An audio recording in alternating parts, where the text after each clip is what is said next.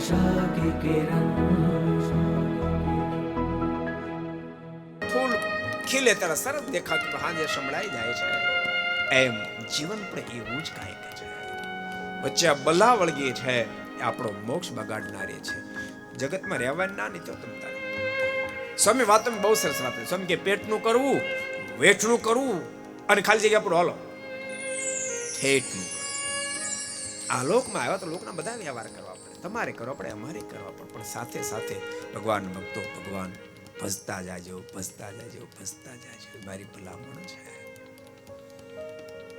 ખરેખર જીવવાની બહુ મજા આવશે, મરવાની તો એના કરતા અધિક મજા આવશે. હોશિયાર વિદ્યાર્થીને ભણવાનો તો આનંદ આવે, ભણવાનો આનંદ આવે.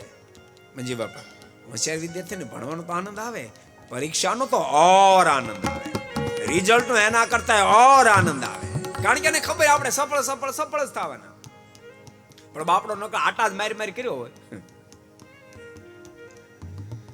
એને તો પરીક્ષા આવે આમ થાય અને રિઝલ્ટ આવવાનું હોય અને રિઝલ્ટ ખબર પડે 3 દાડા લેટ આવવાનું તો રાજી થઈ જાય કે 3 દી તો કાઢ્યા. માટે કહું છું ભગવાન ભક્તો, ખૂબ ભજન કરશો, खूब दिव्य जीवन जीवो. को पसंद आया हो तो लाइक करें और शेयर करना मत भूलिए.